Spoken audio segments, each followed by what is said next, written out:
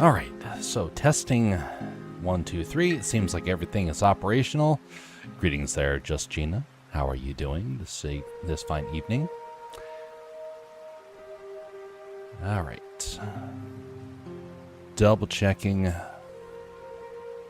Stand by. And okay, let's see here. That's not it. Where is it? Where is it? Here we go.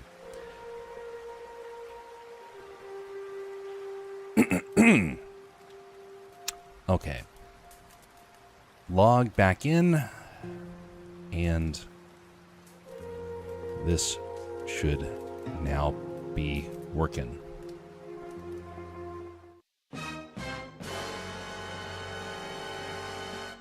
Dramatic. Okay, we're going to be working on this piece of artwork for tonight. Slowly refining it.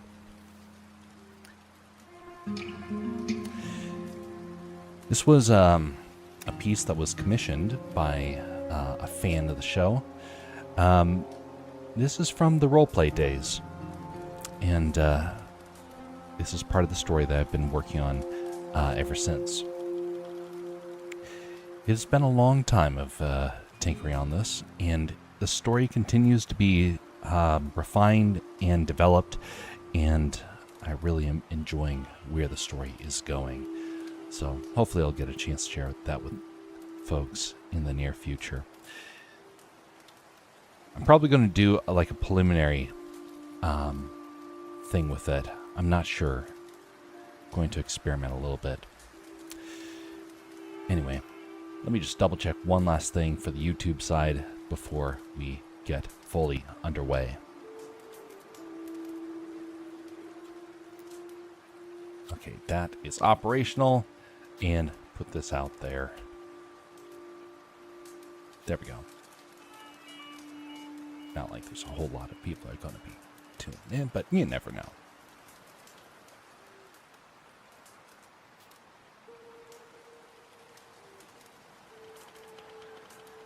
All right.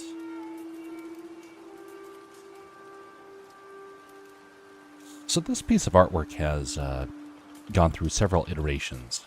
And in the final iteration of just refining the artwork, an example was this is what the artwork looks like beforehand.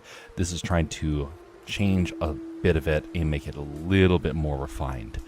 Part of it is that I realized I needed the character to be facing the audience slightly differently. And hopefully I don't have to do too many more major edits, but I have to go through here and refine these scenes down here in the fire next.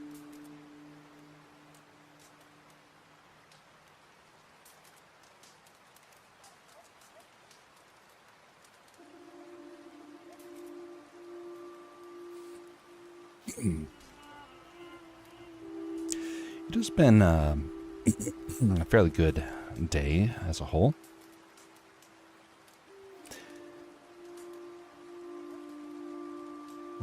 This will be a shorter stream because I have to go back to work tomorrow.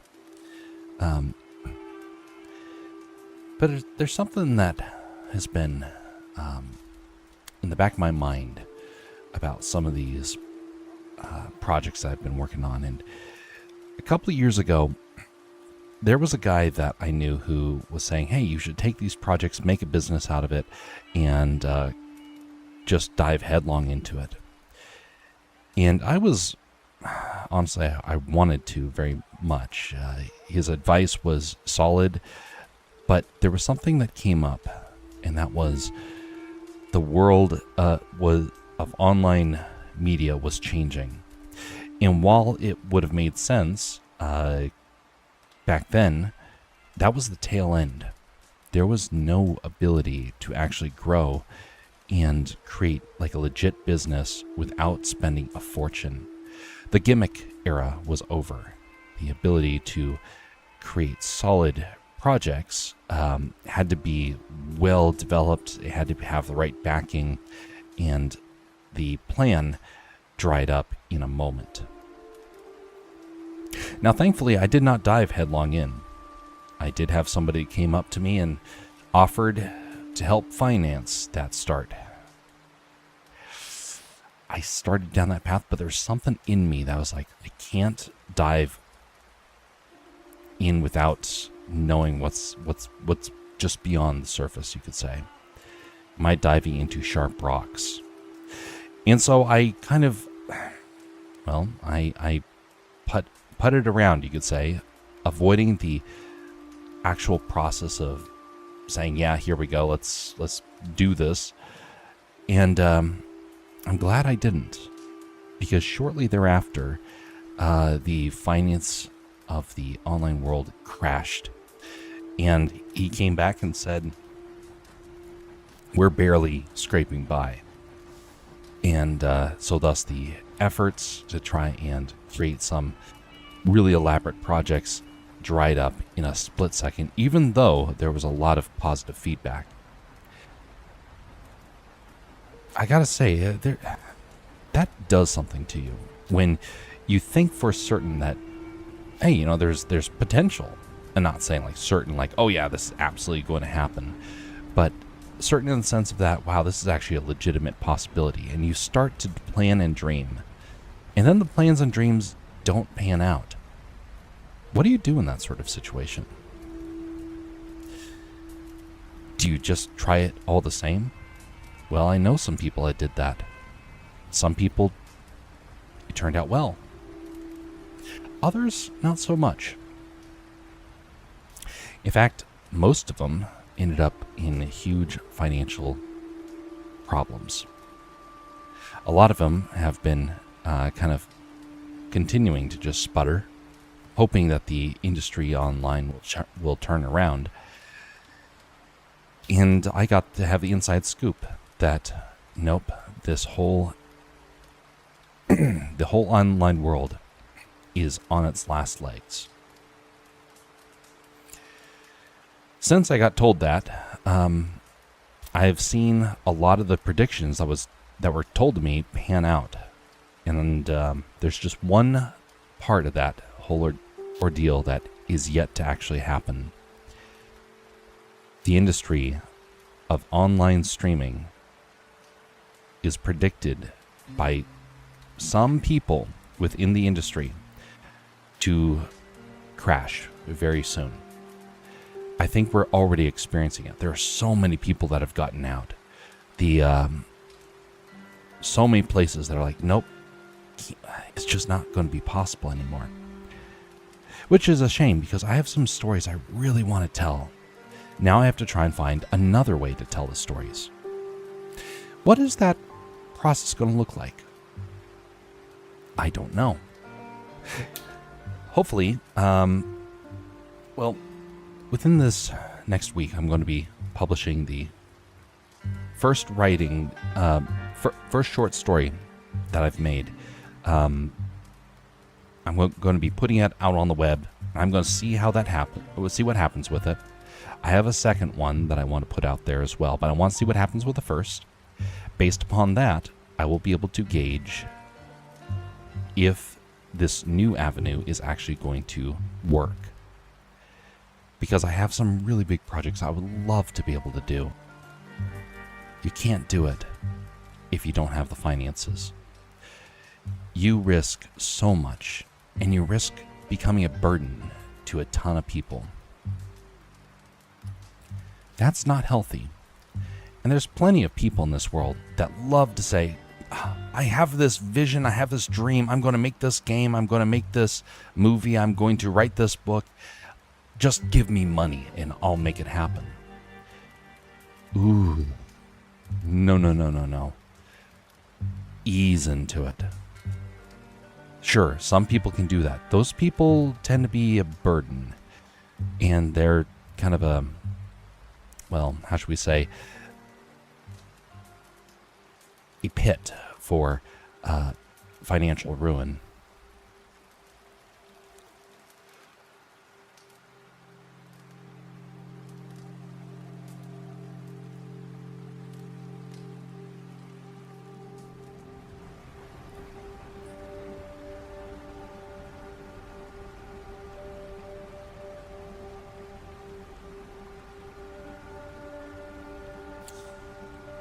biggest streamers out there all have a secret income. Some people work for it, and that's legitimate. Some people are actually mooching off of relatives. Understandable. There's some people that really believe in their kids' vision, and so thus they are willing to help support it. But more likely than not, somebody somewhere is secretly funding the biggest streamers. At least for people to actually find success these days.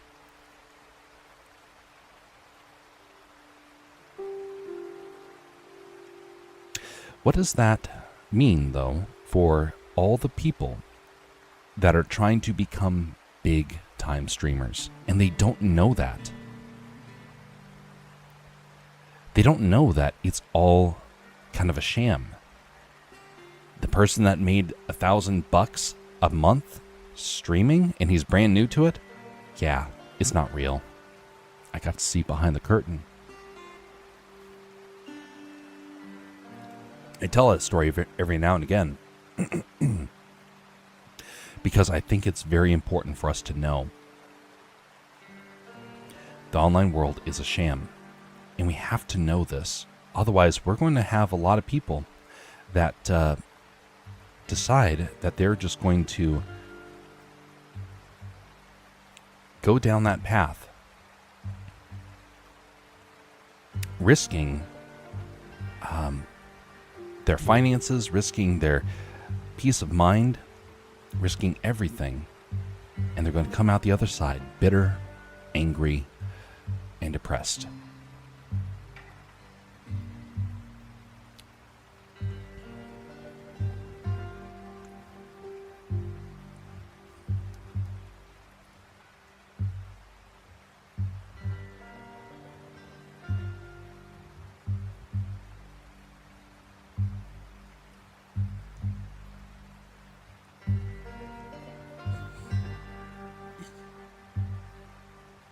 There was a guy who made $6,000 in one night. $6,000 one night. It made everyone around him super excited because they thought maybe they too could make $6,000 in one night. So they invested hard, they streamed, they grinded away just to try and find that success. Greetings, Jersey. And nobody got it.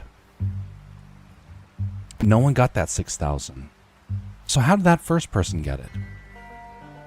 He had a friend that greased the tracks. He came in and threw out $1,000. That started a hype train. And it started a lot of people throwing more money at it. When the funds started to slow down, his friend threw another $1,000. They started shouting the ever popular "Let's go" sort of thing. All the people in chat were doing exclamation points. I was back there looking and thinking, something's off. Something is very off. And the money started rolling in again. People started donating. People started doing all sorts of things, subbing and buying merch and doing super chats. And then profits were going through the roof. When the money started to slow, again, another $1,000 was thrown out. Like, oh, you better not make me do this, man. And it was acting like it was a joke between them. And people got excited. And suddenly the amount of money started going up again. That process repeated. In the end, it was all a sham from the very, very start. It was all a trick. They were not grinding away. They were not making money because they were good. They were making money because they had rigged the system.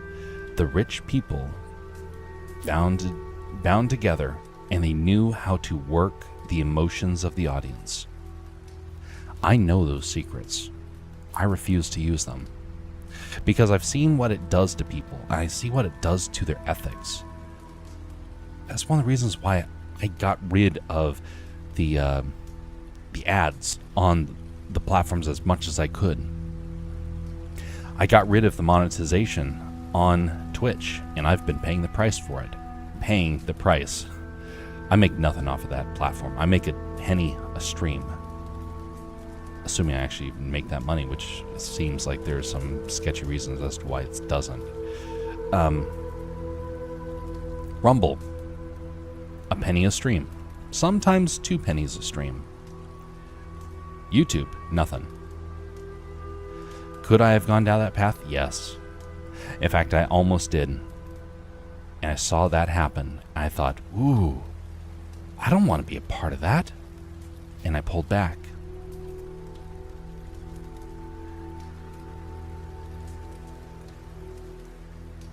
$6,000 in a night. I wonder if that streamer actually gave the money back and it was all a joke to try and get the chat to start throwing money around. I've wondered about that ever since. Was it all a trick? And did they actually just have a process of handing the money back and saying, okay, yep, now you come around and do a similar sort of thing next time and we'll all make money? I don't know. But I know there's something off. I know that there's something that is deeply disturbing about people that do that.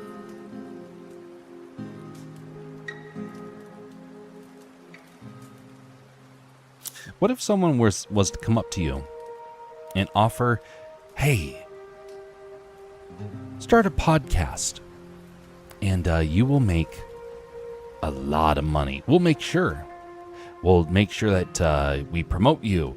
And you know, if we're promoting you, well then obviously you'll do well. By the way, that's something I know a couple of people who've been told that. A couple of people who are like, oh yeah, I'll start a podcast. But what about? Oh, you know, just whatever comes to mind. All right, video games. I'm going to do a podcast about video games. You and everybody else. Turns out a lot of those podcasts were actually run by bots, run by the business that was pushing it. And so then the company stopped funding the bots and suddenly the podcast industry crashed. Now, it's debatable if they were the ones actually funding it, but sure seems sketchy that they would push for all that and make a massive fortune off of it and then pull the rug out from under them, so to speak. So why wouldn't... So then when we see people that are successful, and then we're like, oh, well, they were just grinding away at their streams. They did super long hours. They obviously made it. No, they didn't. Every last one of them has a trick up their sleeve. I say that as I'm drawing a sleeve. What is that trick? Is the mystery. What is the secret that they don't want people to know about? For the person that I mentioned about earlier, it was having someone who was very rich that was a friend that was helping to grease the tracks. To my knowledge, they're still doing that.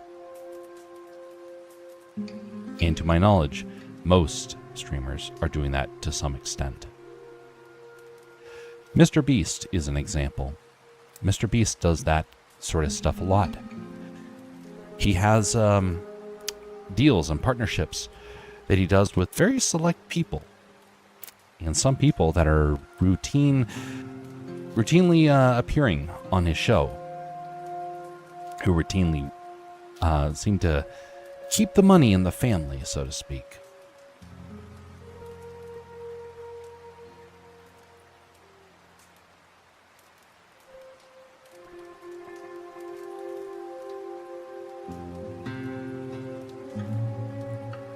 Have you ever heard that term?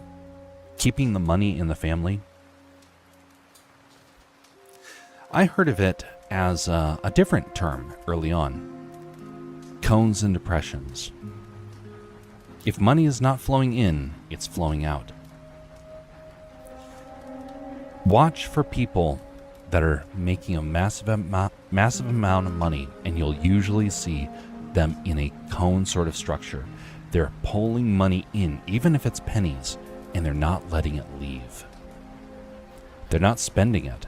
Or if they do spend it, they spend it to people who are just going to spend it back on them. And they make sure that the money stays in a very small circle. Big streamers do that. They donate to each other constantly. Watch some of the bigger channels and watch as they start throwing money at each other. And it's like, at first you're like, well, wow, look, they really support each other. Oh, that's so great. I want to support this community. And then you're left wondering, wait a minute. Are they tricking us? I mean, how many of us are going to have that restraint to say, nope, not doing it? There's something off. There's something wrong about this, and I don't even understand what. How many of us will actually stop and say, no, not something I want to do. Not something I should get involved with. Good luck trying to get average viewers to kind of recognize that. Now, should you support places that you really like? Absolutely. I hope people will eventually support some of the stories I'm making. It has to happen for those things to come about. I'm not talking about that. I'm talking about what happens when we start to allow ourselves to give in to hype. Hype is super, super destructive.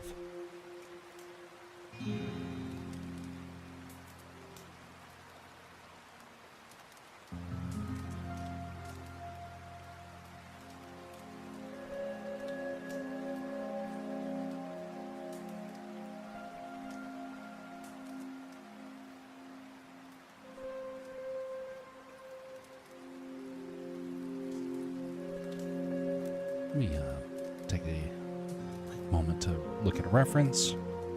Again, we're not going to be going on for too terribly long tonight, folks. We'll be going on for about an hour and a half max.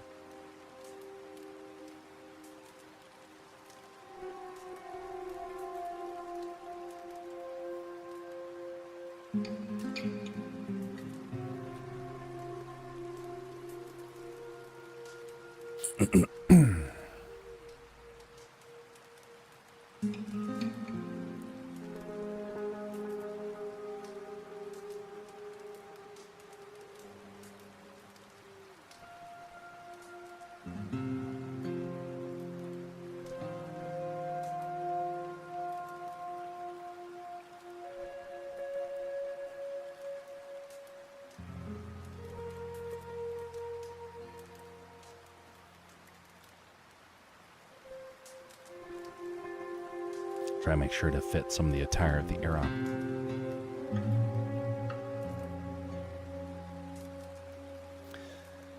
Long story short, be careful about places that try and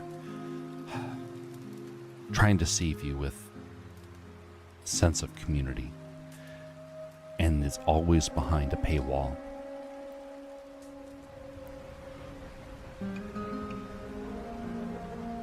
Those places are not a community. And then when you start to complain and say, hey, something's off, watch them shut you down. And then you'll be left wondering,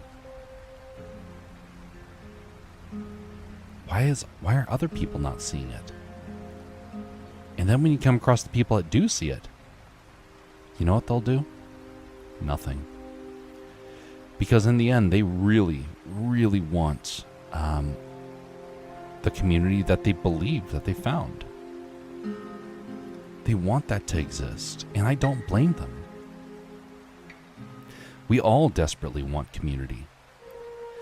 But we gotta ask the question, What if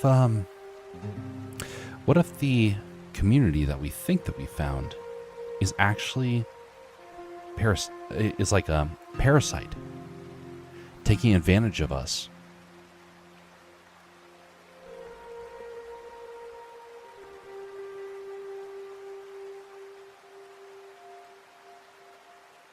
You know, I donated to a past group, and there was that sort of there's a silver toll here. However, hey, silver is a legitimate way to keep people in line. Okay, well, maybe not. Maybe it's just for, stupid little gimmicks like this.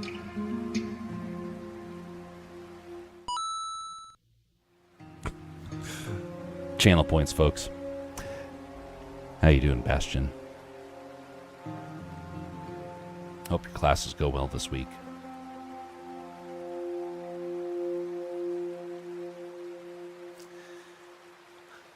Well, I came across another place, and this is what sparked this realization. Well, it sparked this, return to this realization. I came across a community within the last month. A new group that I never was aware of before, and I was kind of watching them to kind of see what they were doing. It looked interesting. It looked like a good idea for some of the things they were doing, and nothing actually, it didn't have any red flags until I started seeing them gatekeeping. Then I thought, oh, nope, this is the same problem I saw in the past. And I hate seeing it because usually they take advantage of people that are good-natured, that don't want to, that really genuinely feel like they're connecting. And then they're like, hey, no, you got to give $20 for me to acknowledge you. Well, somebody, a community that had not done that, suddenly started doing that. Ooh, it made me so mad to see. Been doing good. I need to sleep for a class later today. Rest well, Bastion. Hope that you find some good success this semester. Hopefully it gives you some ideas, some direction.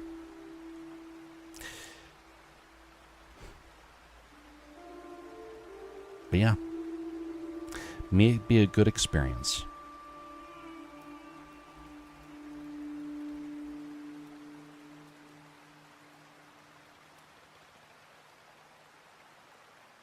By the way, the pants are higher than normal just because this is a something that sailors of the era were wearing. I think it was actually very logical, honestly, for how they were designing it.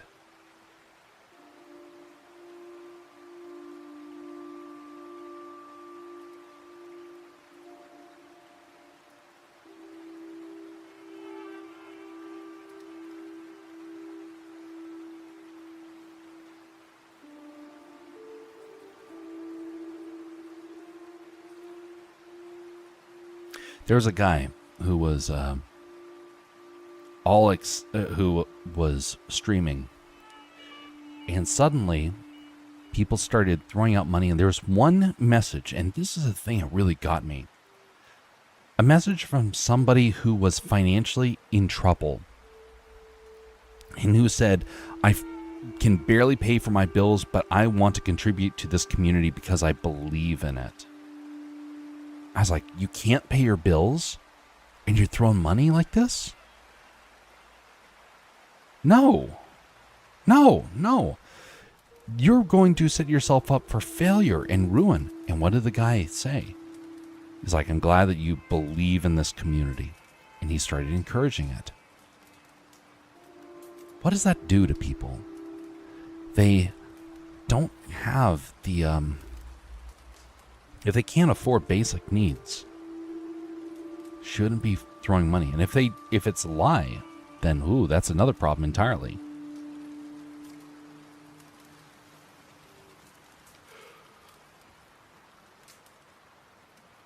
Because then it becomes like the guy that I mentioned earlier, the guy who's throwing the $6,000 around like it was petty cash, trying to spark people to start donating. Very, very bad.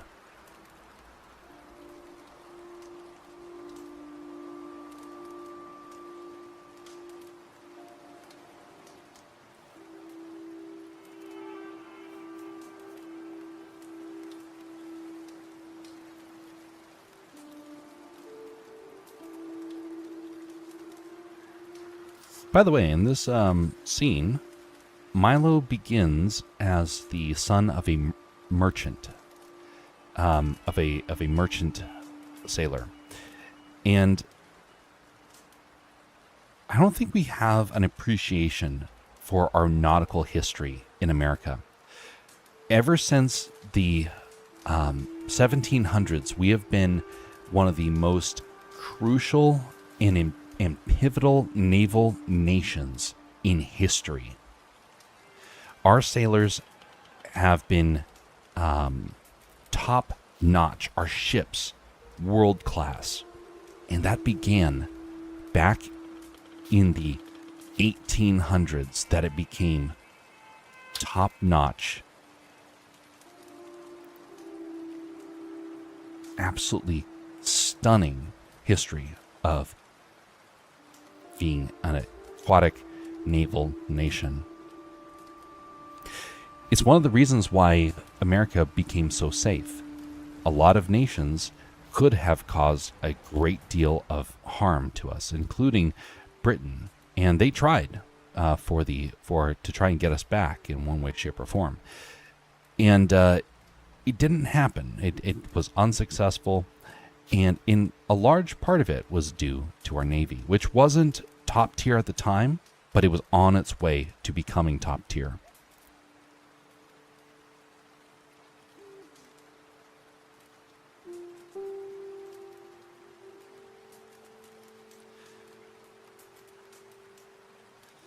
We need that culture, honestly, to return. We need sailors again. Our sailors are...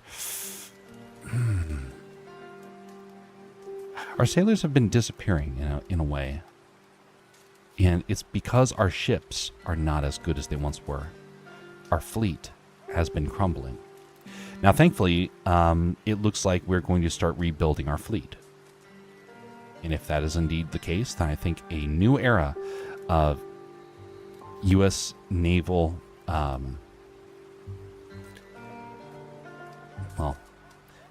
masters will start to arise, and we will start to feel some more stability.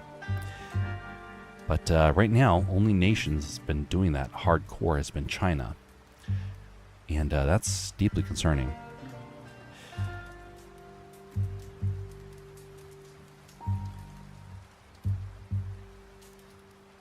Now, U.S. naval history does have a dark side. There was a lot of the 1800s resulted in a massive problem for whaling. Now, there's a lot of cultures now that no longer view whaling as a problem. Our nation experienced the collapse of whales. We were whaling the oceans. They went from the millions down to the thousands. It shell-shocked our culture. Our sailors, our whalers became insanely rich through the harvesting of whales. But when the whale population crashed, we were like, wait a minute, what are we doing? And we as a culture realized we needed to tone things back. No other nation has really had that experience in the same way. The only other nation that is experiencing that right now is China. They are decimating the oceans as well, as the same way that we did. Only difference, they're not pulling back. They're doubling down. In fact, there was a Chinese man who was asked, like, why are you destroying the oceans? He's like, well, if the fish population is going to crash, might as well eat all we can now. I was like, ooh, That's not what America experienced. We were like, hey, the whale population is about ready to disappear. No one's going to have a job after that. We're not going to have whales. And suddenly, we had motivation as a culture to start having restraint. And we're like, hey, you know what? 100 years of U.S. Naval history. We don't want it to disappear on our watch. Well, naval in the sense of like fisheries and whatnot, whaling. And so they toned back. Now, thankfully, the need for oil also disappeared too, because we had new solutions for that. We had petroleum. That helped out a ton. But still, our whaling ships were in the process of starting to change their tactics anyway, because there was an outcry of like, what are we doing? And thankfully now, we no longer are a top-tier whaling nation. And whale populations in many ways have been recovering. Until China. And now, all aquatic creatures are in jeopardy.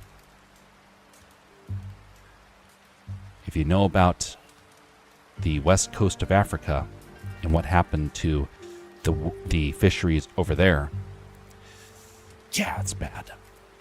It is devastating what they are doing.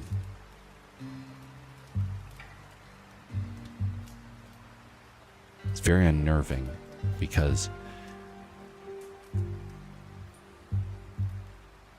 that's going to lead to starvation. They're fishing the creatures that they should not be fishing. Now, what do I mean by that? There are some fish that take a long time to reproduce. One of them is the halibut. Up in Alaska, we have a fish that will grow to its full size after 80 years. Now, there were a lot of halibut up here. And within the last couple of decades, the size of the halibut have plunged. And we're realizing, hey, bottom feeders, they don't recover the same way. So what happens? We start saying, hey, you can't fish halibut. Makes some fishermen angry. They're like, hey, we want to fish the halibut. And it's like, well, if you want to have the halibut in the future, you're going to stop fishing it. And thankfully, some people are making like open gestures of saying, hey, we're going to start letting the halibut go. We're not going to fish to eat them anymore. We're going to let some of them go. That's honorable because they're thinking about the future generations. China's not. China has a quota. And their quota says they have to fish a certain amount. Otherwise, they get in trouble. That means they will ravage the seas. Not everywhere is experiencing the decline in fish stocks. There's some nations that they're like, we're seeing it. There are Portuguese fishermen up here in Alaska. Portuguese. They're here because China destroyed their fisheries. China is the most devastating ecological disaster that the world has probably ever known. I do not say that lightly. They have destroyed so much. It makes the whalers of old almost look like saints by comparison. Because they understood, like, hey, something is going wrong. The whales are disappearing. And in doing so, they pulled back. But not China. They doubled down. They have sent so many fishing ships out into the wild, to the point of where you can see all of them fishing across the globe from space. Lights illuminating rings around islands where they're not allowed to fish. fishing for anything that crosses into those waters. Because in Chinese culture, if you can cheat, then cheat. Yes, that is a saying that they have, along with those Confucius quotes that they love for us to quote. Confucius was a much smarter man than those that have been saying, if you can cheat, then cheat. How do you reason with people like that? How do you say, hey, this is going to hurt people. Your own people are going to starve. How do you reason with somebody that comes from a culture that doesn't believe in restraint? I am very deeply concerned about this because, well, one day, very soon, we're going to start to see fish disappearing from our stores. A lot of wars have been fought over fisheries. A whole lot. And we don't realize that we are that China knows. They know that they are going to spark the desperation from several nations.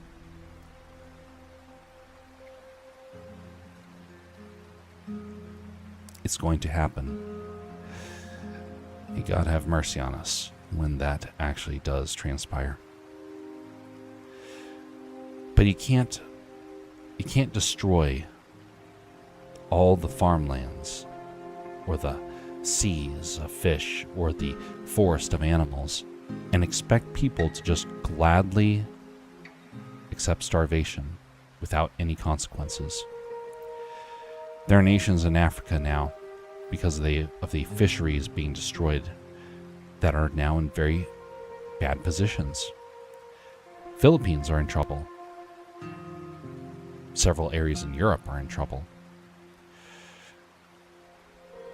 And China is just gleefully destroying everything, almost with a smile on their face. This is wrong. And we don't have long until we're going to have to face the consequences. It's already happening. The question is, at what point will it finally come about that the this is not working. Will it finally come about that people are going to notice that their food is running out? Right now it's fine. No one's starving. Can't say that about some other nations. Some other nations are well on their way to some very bad situations. Part of wisdom is part of wisdom and honor is being able to protect people, especially when they don't realize they need protecting.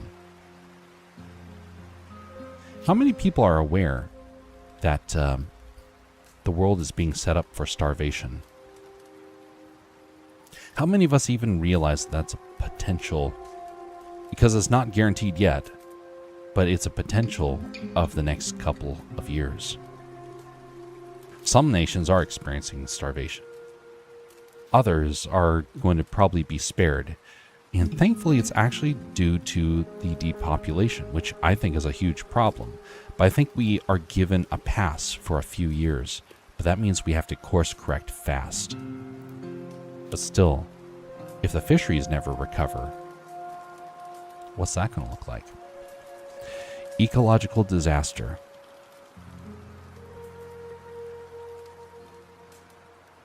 This is a conversation many people in very high-ranking positions in the world are all talking about.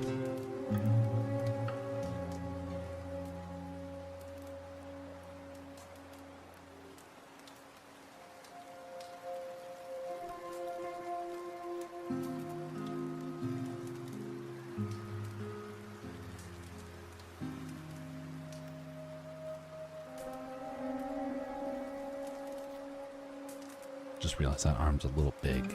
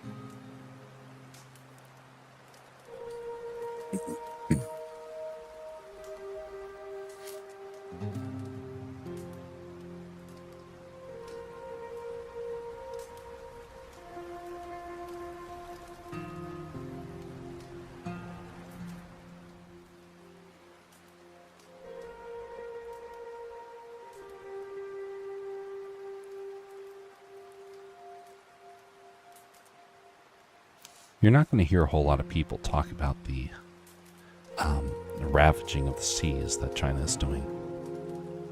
But you will hear about it more. Our politicians are starting to get braver in regards to talking about this.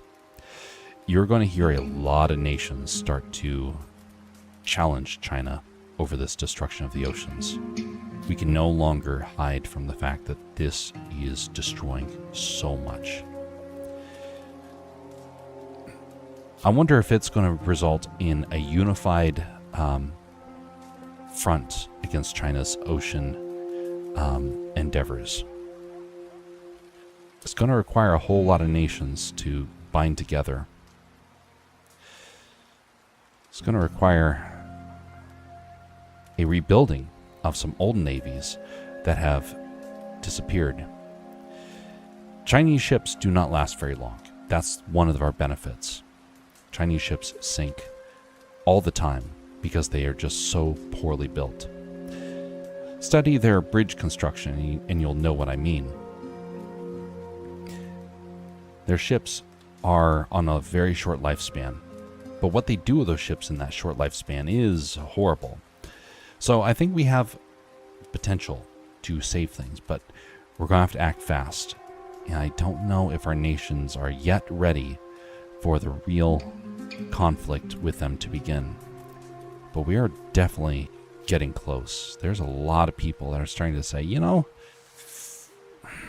we've been letting this go on for far too long. We can no longer overlook this. I didn't know if I'd see that for another few years, but thankfully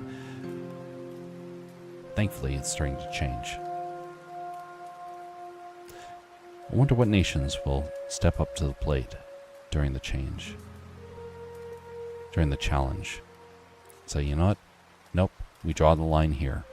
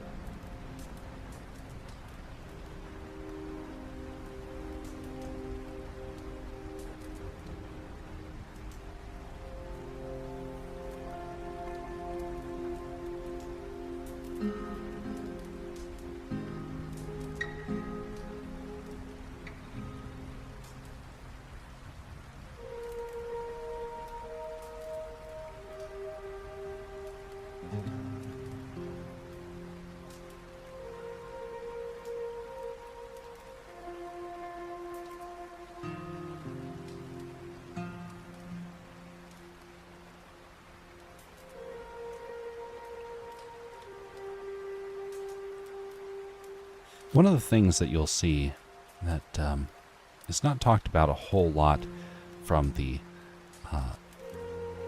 from our governments or the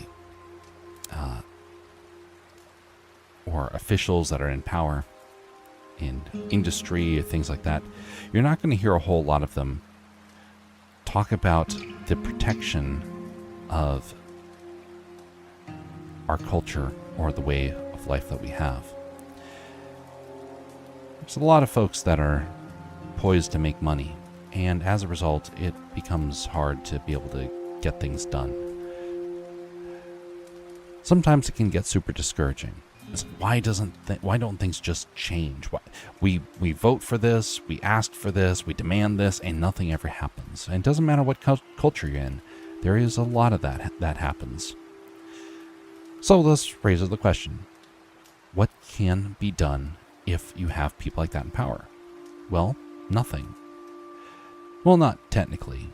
Nothing you can do can change their minds. Everything that you do, though, should change yours and change how you approach things in your own community.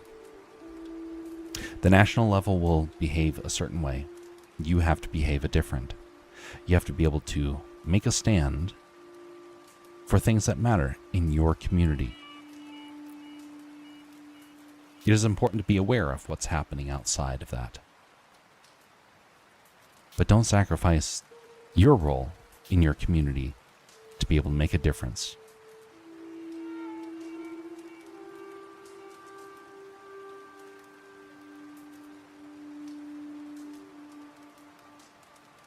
I need to take that to heart as well.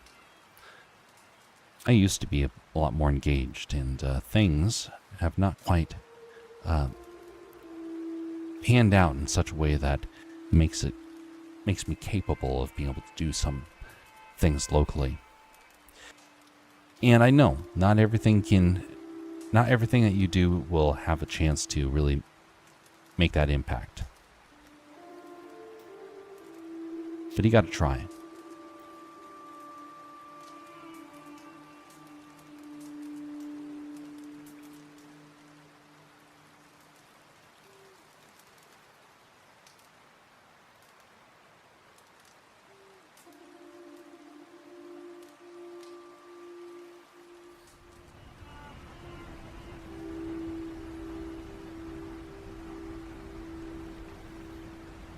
We're going to go on for another 30 minutes, and we'll be wrapping it up for the evening. Again, this is a short stream for today. Hopefully by doing short streams, I'll be able to do them every day. We'll see.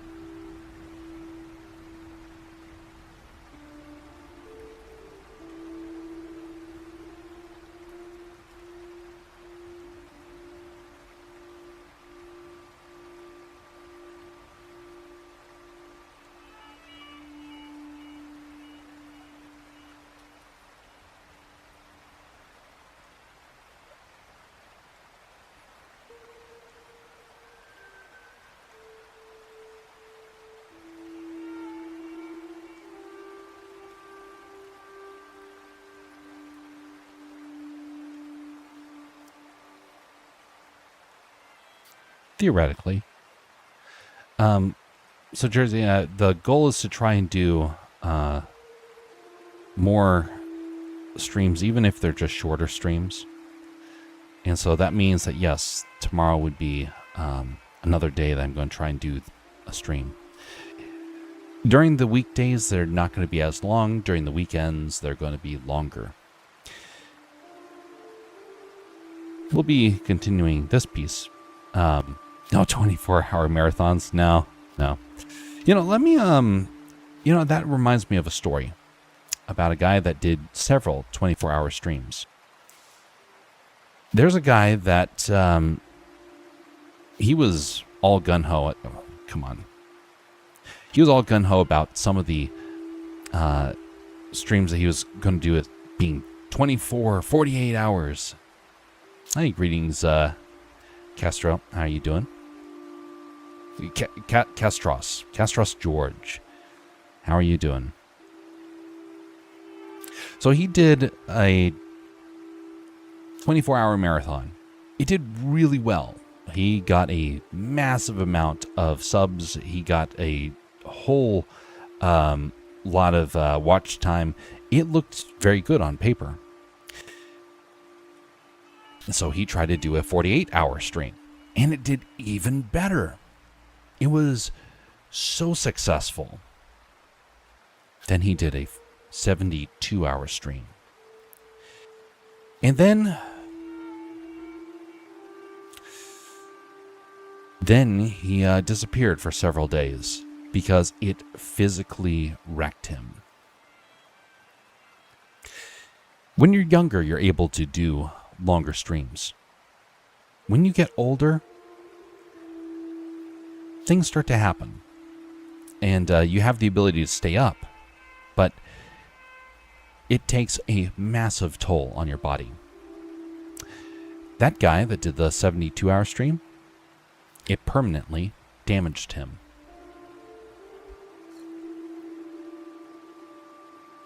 And I do mean permanently.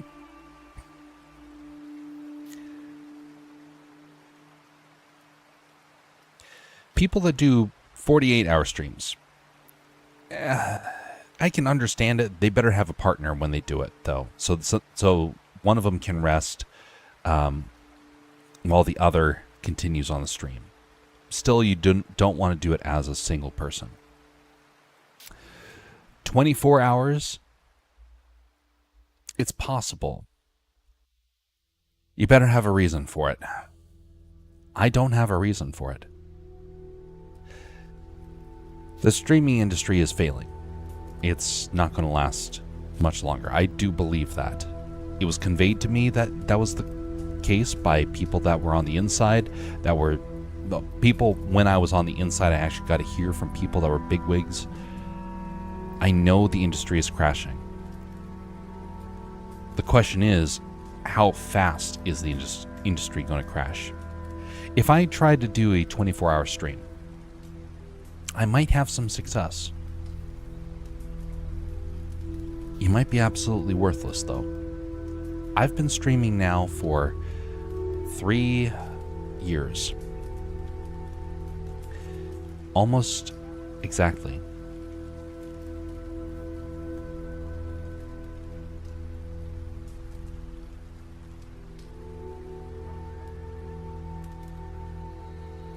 That reminds me, we kind of need an anniversary stream.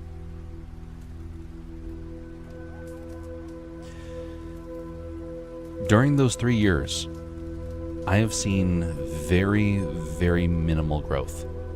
I'm not saying that as a bad thing. It's the type of growth that I need. I don't need massive growth. Would that be beneficial? Maybe. Maybe not. But I've not had massive amounts of growth. I don't know if it would be beneficial for me, when I'm so very controversial, to do that without a clear objective as to why.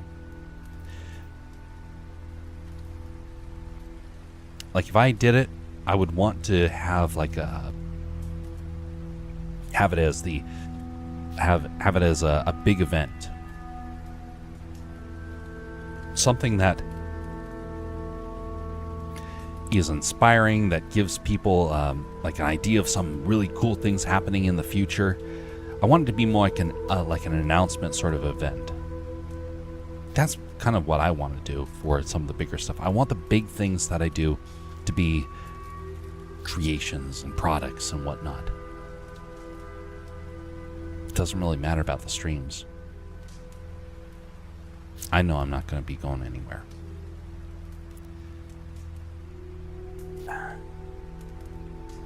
I have a hard enough time trying to maintain the levels that I currently have. There'd be no benefit for me to try and pretend like I am bigger than I actually am.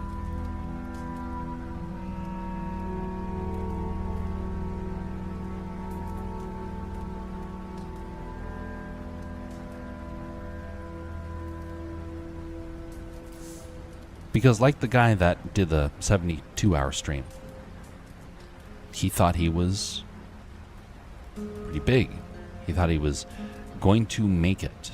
And so thus he doubled down and he went from 24 to 48 and then 72. He thought he was hot stuff. And then it didn't pan out. And he was forever impacted by that. And I got to see the guy. And I was like, wow, you are a wreck.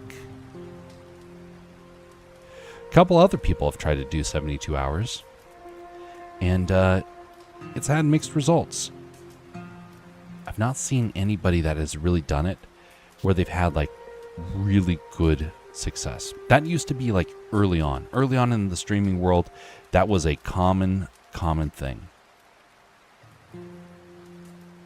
Do 24-hour streams and get immediate success. That was when I first got started. That was something Twitch was actually encouraging. And then they had a couple of health scares that happened at Twitch, and they stopped promoting it the way that they used to. Does it still happen? Yeah. But nothing compared to what they used to be pushing. And that was all because people were getting hurt. In particular, younger people. People that were kind of ending up in a very bad situation, health-wise, who were relying on energy drinks to get them through. Which, by the way, energy drinks, horrible effects on the body. Horrible. When you start looking into like what it does to your system, it's like, how is this even legal? But that's how a lot of people get through the 24-hour streams. That means I would be relying primarily off of coffee, which is possible. I have stayed up 24 hours, no problem. I used to do a lot of traveling where I had to stay up for 24 hours. But again, I would have to have an objective, a reason for it. And if I could find that reason, sure, it might happen.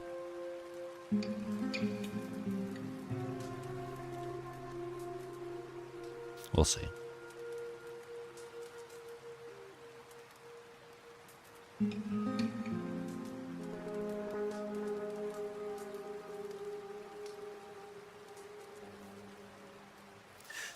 This background scene right here is one that I've been thinking about for quite a while in terms of the story's development. And this is a scene that hopefully will become clear as time goes on. But I don't want to convey more than shadows at this point. Just because the scene's still being developed. And I want it to be an interesting reveal when it finally does happen.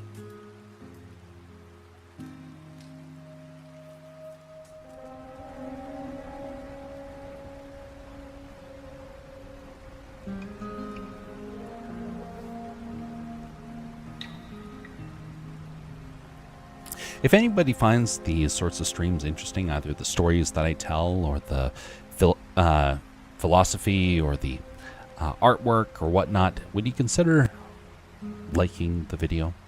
And if you find something that you don't like, feel free to dislike it. I'll accept both. It means that you're flesh and blood if you did one or the other. Now, a comment would also be nice. If that way I get to know if there was something in particular that stood out to you. But it's not necessary. The most necessary thing is knowing that you're flesh and blood. In a world of AIs and bots, I want to be able to know that the people that are around are real. That's my biggest concern. That is my biggest focus.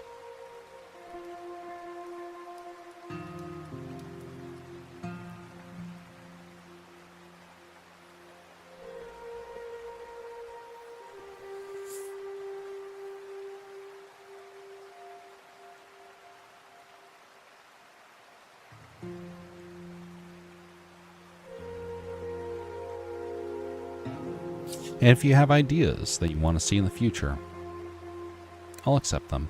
Maybe not the 24-hour streams, but other ideas, I'll accept those and try and figure out what can be done for it. One of the things also to look forward to is that later on this week, we're going to be having the next Blender Challenge. It is a session where I try and make something as fast as possible that is a complete scene. And right now we're trying to get things restarted. Last time was kind of a simple one because I was just trying to get the whole concept rekindled. In this next one, I might start the next stream. The next scene, just so I can have a fresh start. Because the previous one just took so long. That is going to be a long stream by comparison. The goal is to try and get as much done as possible in that allotted time. But I do need to start with the previous scene in order to finish that one up and then move on to the next. If you're curious about Blender and want to see the process of doing the scene from start to finish, that is a good way to get an introduction to it. Again, that will be happening on this Friday.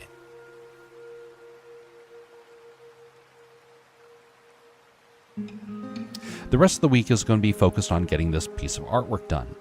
I was going to take this to the art table, but the complexity of the scene became too much, and I thought, you know what, it's already digital. Might as well just keep it digital and just proceed forward. So, it's going to be done in a similar style as to the Star Wars art from last week, but just more refined. And maybe I'll do some textured stuff when I finally do the actual line art. I don't know.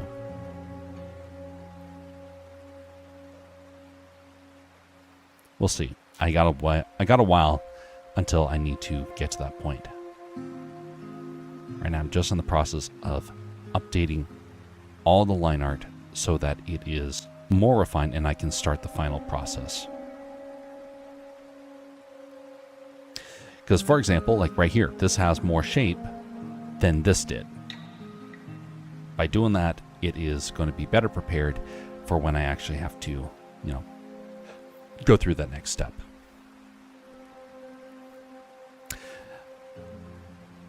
"20 minutes.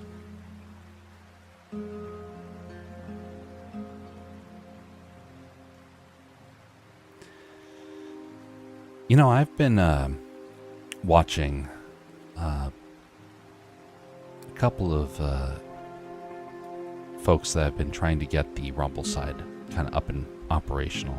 A lot of people have been trying, hopefully, that Rumble will be a replacement to YouTube.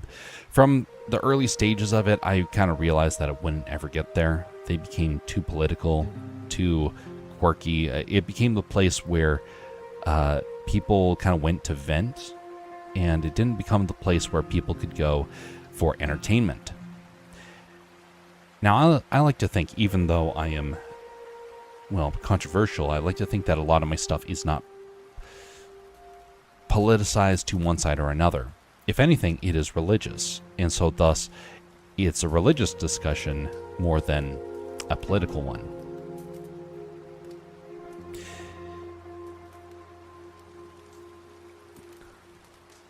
I want to be able to add some entertainment stuff to Rumble to help change that sort of culture, to give people something that they can say, hey, you don't like the political stuff on Rumble? Fine, that's okay.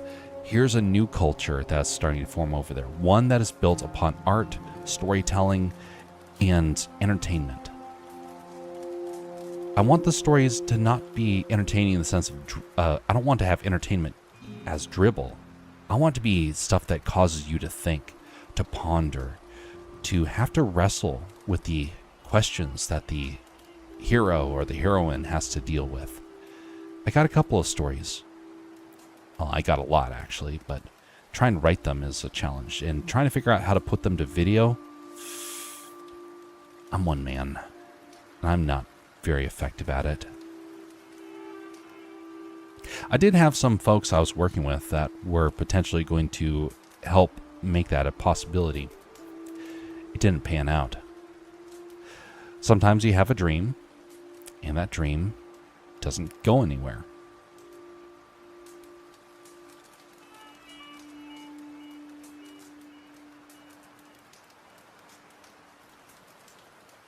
It's not bad if it doesn't go anywhere. Now, it's not necessarily something to be proud of either. But things happen for a reason. And what if the reason that it doesn't happen is because, well, there's a better time coming. There's a time where it's actually going to be successful when everyone else fails. I have seen a couple of people fail in this endeavor. Whole lot of people, actually. I have this gut feeling with a lot of places. That's why I stopped trying to become employed by some of these groups. Because there's something wrong with their approaches. I'm not sure what it is necessarily. I'm still trying to figure it out. But there's a couple of people where I'm like, I'm going to avoid them. Something's amiss.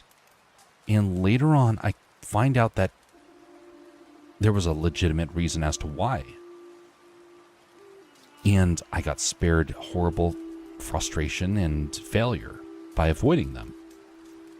So I'm like, okay, well, that panned out. But then I don't find the success afterwards. It's like, okay, well, I avoided the one person's failure, but then I don't find it somewhere else. Is that wrong? Or does that mean that maybe it's still not the time? Patience is a hard virtue to have. Especially when you have so many ideas that you're like, I just want to be able to make this stuff happen. I desperately want it to happen because I got so many neat ideas that I think would be used for good. But then they don't transpire. Discouragement happens to us all. It's not bad to become discouraged. I mean, it's no fun, but it's not evil to be discouraged.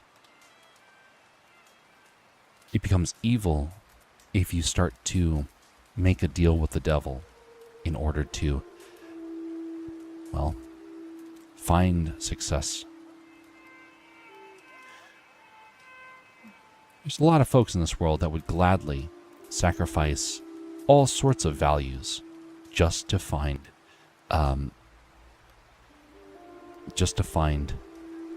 either a successful job, to have a successful marriage, to have kids, to have power or influence, money, any number of things. People are willing to sacrifice so much. But you can't sacrifice your values in order to achieve those goals. Hey, greetings, Pantheon. How you doing? Much appreciated for the lurk.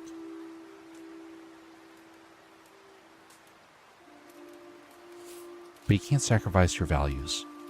And that's actually what the character of Milo was kind of founded off of, this idea.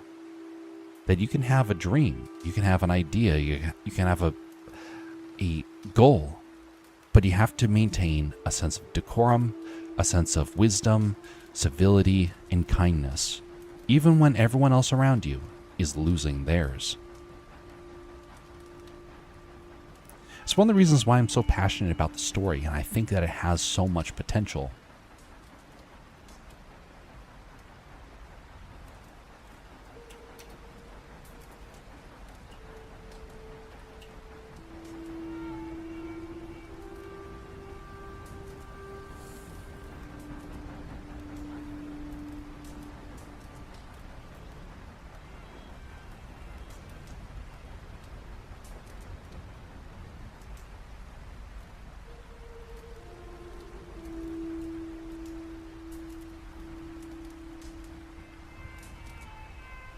Honor must always be upheld.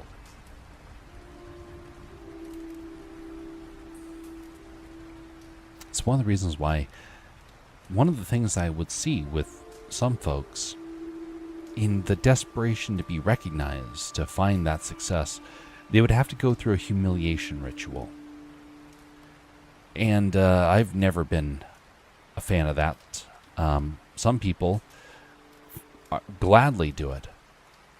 But it has horrible consequences. It causes a lot of shame. And some people, that humiliation that they feel never leaves. That happened to a guy who wanted desperately to become famous, and he found his way in. And in order for him to get to that point, he had to dishonor himself in front of everyone that was on a live stream. And people mocked him. They're like, do it, do it, do it. He finally did it. And people humiliated him for it. Like, ha ha, we got you. We were able to make you do this. Well, he didn't really think about the consequences of it until the next time when people are like, hey, do it again. He did it again. Oh, look, we got him to do it again. Ha ha ha. Now do this instead. And they ratcheted it up. What was happening? It was a humiliation after a humiliation, slowly degrading him, trying to shame him constantly, until finally he would do whatever people wanted.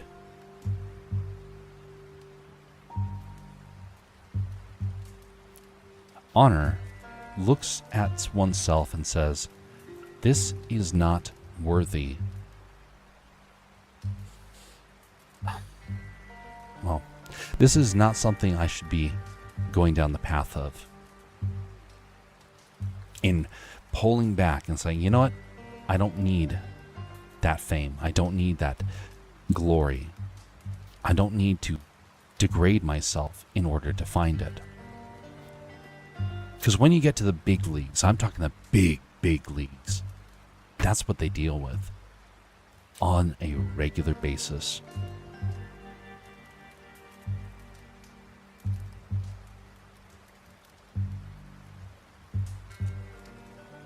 Humiliation after humiliation. Shame after shame.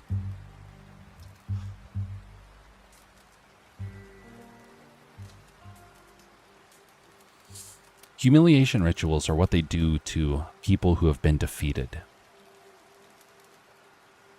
Kind of like what happened when the North ended up defeating the South. There was a humiliation ritual that kind of took place. But Abraham Lincoln showed mercy, whereas a lot of people would not. And after his unfortunate end,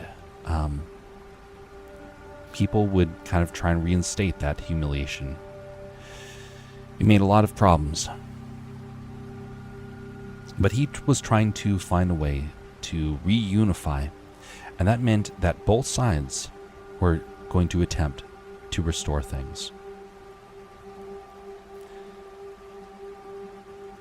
So what's that mean then if a streamer does that?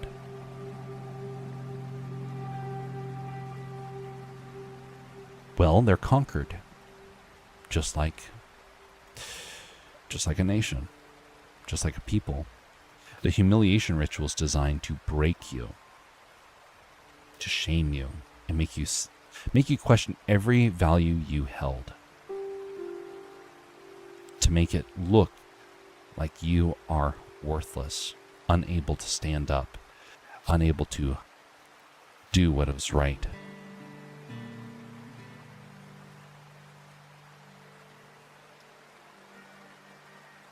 That you're willing to sell out your soul, so to speak, in order to just have the humiliation end. You know how you defeat a humiliation ritual? I've had to deal with this firsthand, actually. The way you deal with humiliation ritual: refuse to play.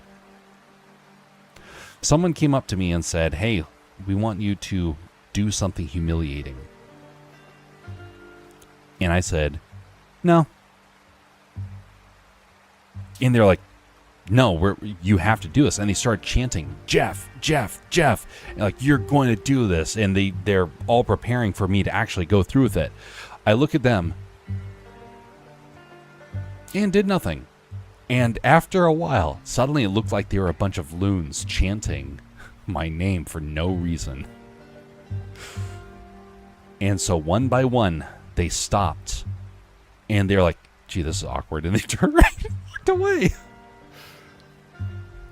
I didn't have any friends there after that. No one wanted to be around me.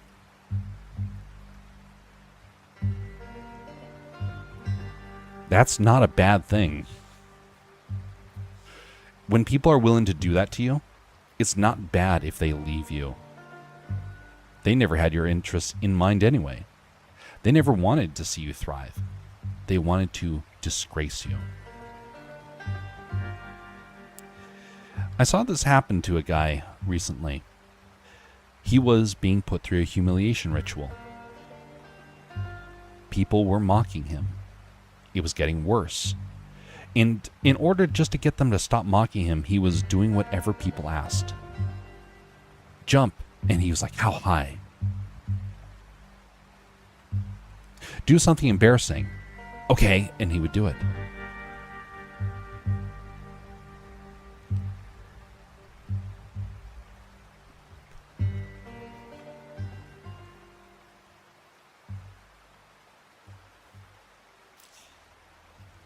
Process will continue as long as the world is in sin. If you see somebody in that position, show them some mercy. They might not have that ability to stand up under the pressure. I've had to stand up under pressure a lot in my life. It's one of the reasons why I'm kind of unfazed by it. Just about anything that could go wrong, in many ways, has gone wrong. Now, I've not had to deal with a lot of tragedy in my life. I will say that. I've not had to deal with a whole lot of tragedy. What I have had to deal with is a whole lot of really difficult challenges. A lot of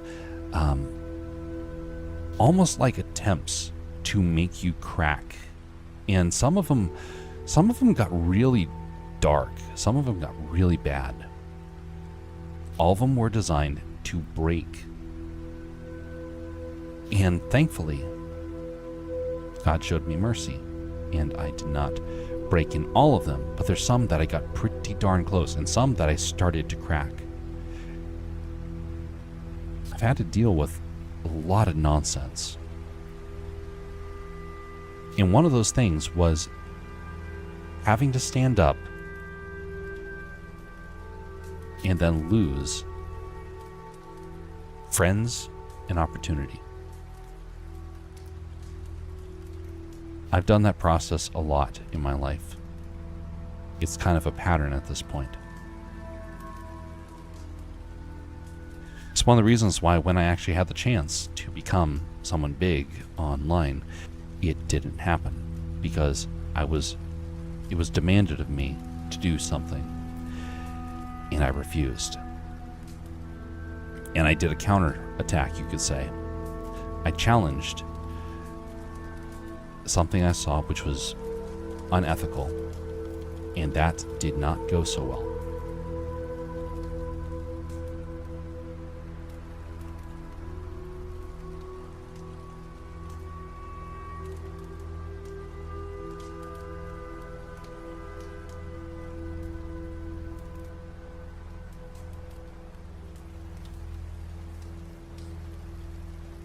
It's one of the reasons why I have this want to actually stand up for people in the same sort of way, that have been in the same sort of position as me. Because I got to see a lot of things firsthand. A lot of things that, honestly, I'm kind of surprised happened. There's some things where I didn't even realize how severe some of those things were until after the fact. A whole lot of things I didn't understand how severe. There were some awful things that I ended up avoiding, and I was blissfully ignorant. no idea how close I got to something bad happening. Never would I have expected some of those things to happen until after the fact, and then suddenly I was like, oh my goodness, I got close to trouble.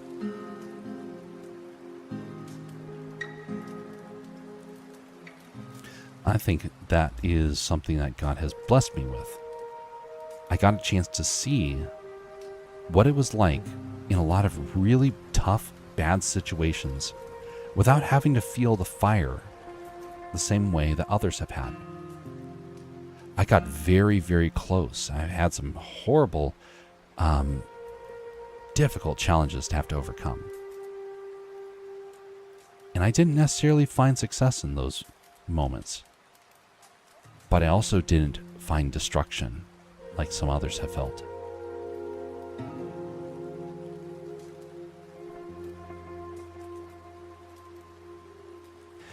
What will people say of you when you are in a challenge? Will people say, hey, that person did something that we didn't expect? He stood up for our values, even when everyone else wanted them to cave. Will we be known for standing up for the person who is being humiliated?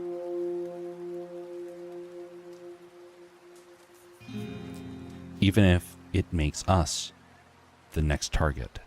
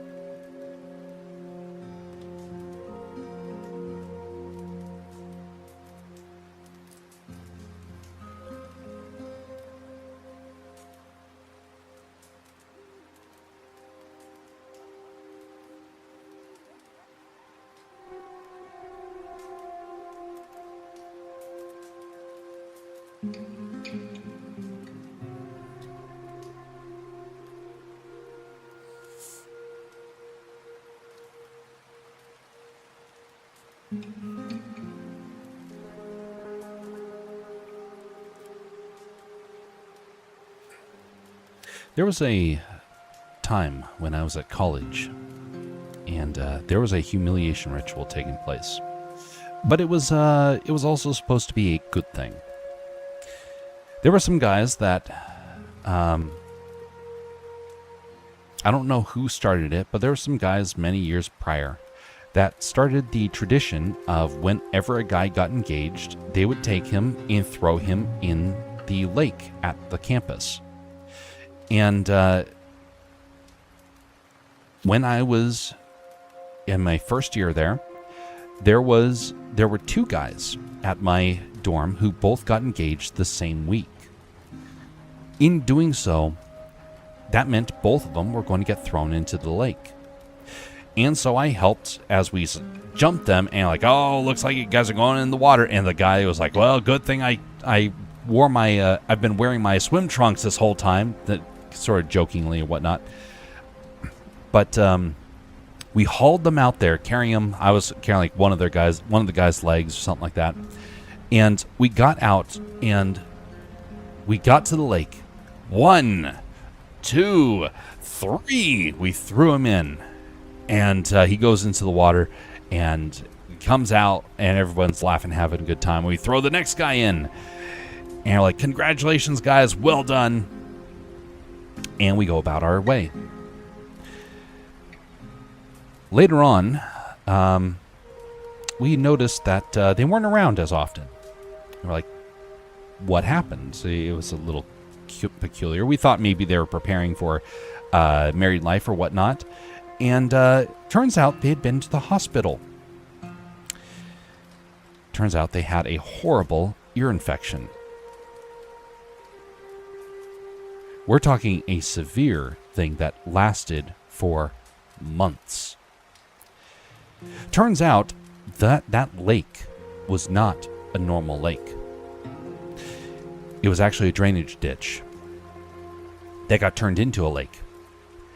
And every year after a rain, a lot of manure, cow manure, would flow into the river, flow down this drainage ditch all the way into the lake. There were islands of the stuff floating out there. We had no idea what it was until one day when it was raining and this foul smell came up. We're like, oh my goodness, this is a bacterial lake. They had gotten an infection because of that. So a couple of years later, having experienced this and seen what it did to these guys, I was very wary about that lake, and I no longer participated in that sort of endeavor. Well, it turns out somebody else had heard about the dangers of the lake too, and so they were going to throw another guy into the lake, and in protest, he resisted, and he was like, no, don't let me out there. Don't take me out there. I refuse. And people looked at me and said, hey, help us drag him because I'm big. I could have easily picked up the guy by myself and dragged him out there. And he was like, no, leave me be. And I said, guys, I'm not helping you. I'm going to help him. You are not taking him out to the lake. But his girlfriend's out there. His bride-to-be's out there ready to take a photo. You don't want to disappoint her. If she wants him to be healthy for the marriage, then yes, I am going to resist. It was a humiliation ritual that, because I got to see what it did to somebody, I became against it. It didn't win me any sort of support or whatnot. People viewed me as part of, you could say, the real problem. It kind of has to happen that way. It doesn't really matter, as even grandchildren won't know a thing about you unless you are a celebrity. Some ways.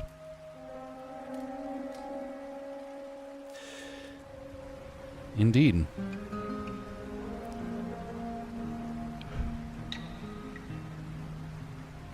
Do you know celebrities are not really remembered after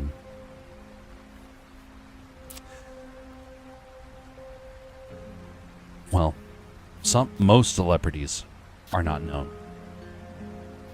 If I was to ask who here knows about Charlie Chaplin, most people do.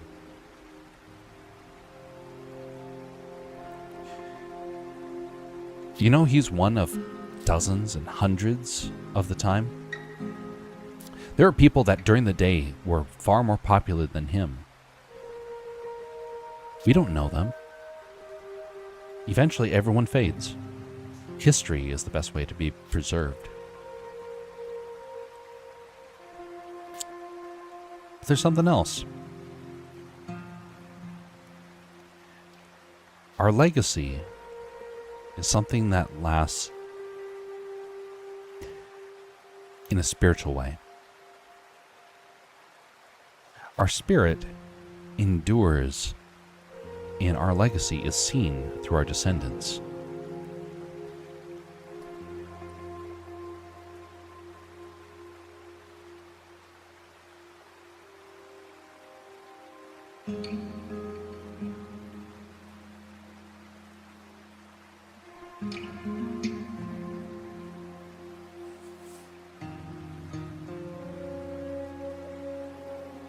We are at the tail end of this for today.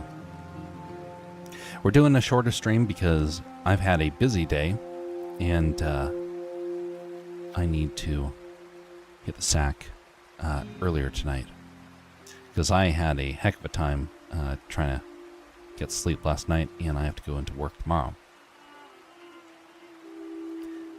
We'll be back tomorrow. I'll try and start the stream earlier. We'll see. I still got to get get some stuff squared away behind the scenes for the next animation. Let me see who is currently live. I'm going to guess, let's see here. I'm going to guess that there's some folks that we can be able to raid for tonight. Oh yeah, there's plenty. Let's see here.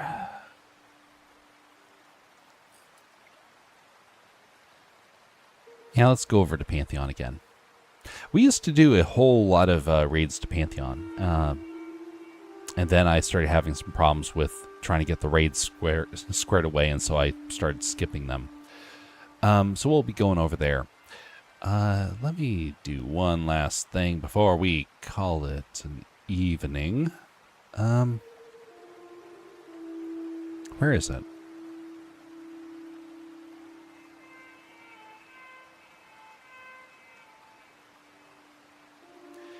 Okay.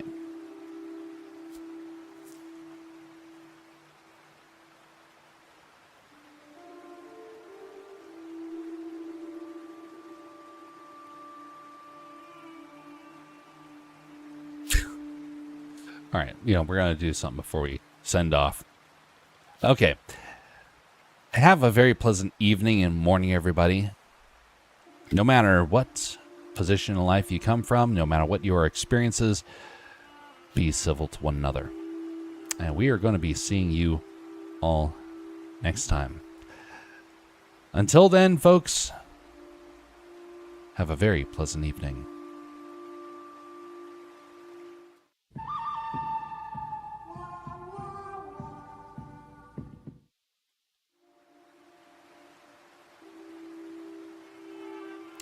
Raiding Pantheon. And for the folks over on Rumble, we're not going to be raiding tonight, just because we just have one, and I don't know if anybody's actually there right now. But anyway, much appreciated for Justina for stopping by, and to the rest of the folks on Twitch and also on YouTube, much appreciated for your time. Till next time, folks. Starting the raid. And for the rest of you, we're just going to close out right here.